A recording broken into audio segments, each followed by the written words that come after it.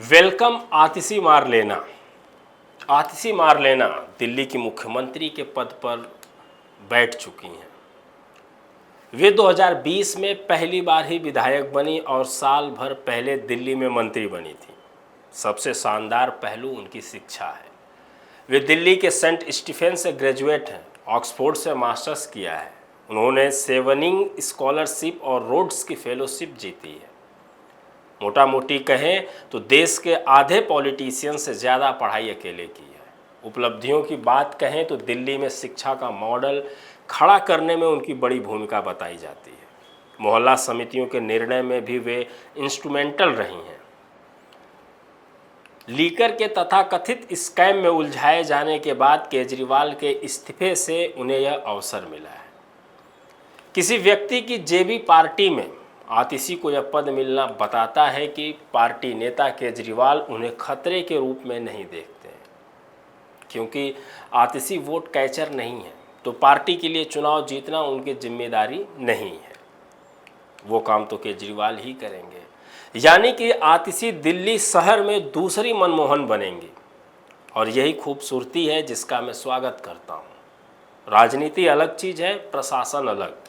अक्सरतया दोनों के ऑब्जेक्टिव अलग होते हैं।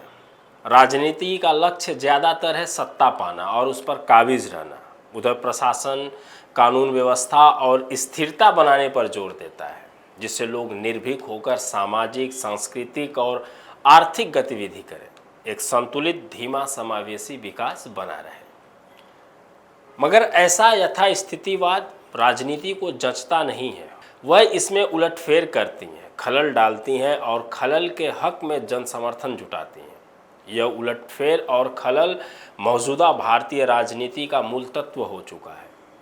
वही राजनेता जब प्रशासक बन जाता है तो पूरी राजव्यवस्था ही खलल और डिस्टरबेंस की एजेंट हो जाती है।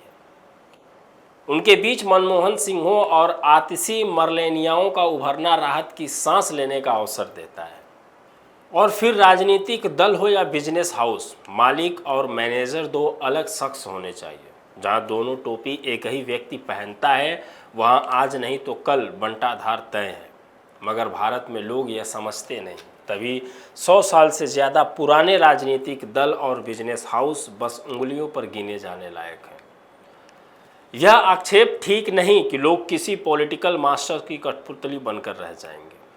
बिना गांजे के दो कस मारे आप यकीन नहीं कर सकते कि सोनिया गांधी मनमोहन सिंह को monetary policy, inflection regulation, export control और टैक्सेशन रूल्स पर हर सुबह बुलाकर ट्यूशन देती होंगी, या बाल ठाकरे मनोहर जोशी को हर फाइल नोटिंग और पॉलिसी पर अप्रूवल देते होंगे।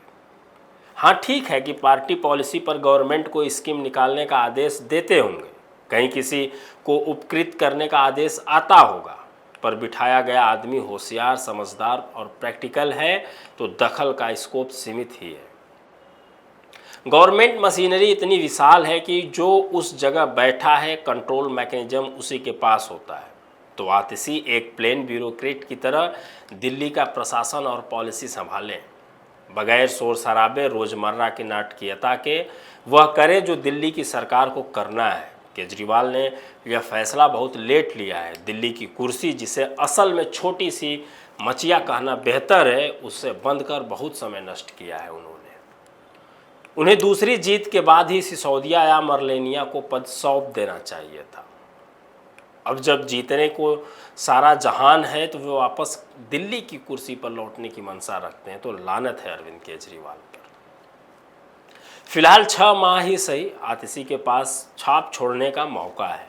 बिजली, पानी, सड़क, शिक्षा, अस्पताल, ट्रैफिक, प्रदूषण, सीवर, इस पे ध्यान दे। वो यह प्रशासन है जिसके लिए सरकार बनाई जाती है। जनता आपको चुनती है, लेकिन नेता समय गंवाता है। मंदिर, मस्जिद, तीर्थाटन, धर्मांतरण, लक्ष्मी गणेश, दलित, ओबीसी, भाषण, प्रेस वार्ता, चुनाव, टिकट, जाति समीकरण और ट्वीट करने में। ऐसे धूर्त पॉलिटिशियन और उनके जाहिल समर्थक ओवर सप्लाई में हैं। ऐसे में एक पढ़ी लिखी महिला का, जिसे राजनीति की इजाज़त ही न हो, दिल्ली के सर्वोच्च प्रशासनिक पद पर राहत की सांस के साथ स्वागत किया जाना चाहिए। एक बार फिर से स्वागत है आतिशी मार लेना का।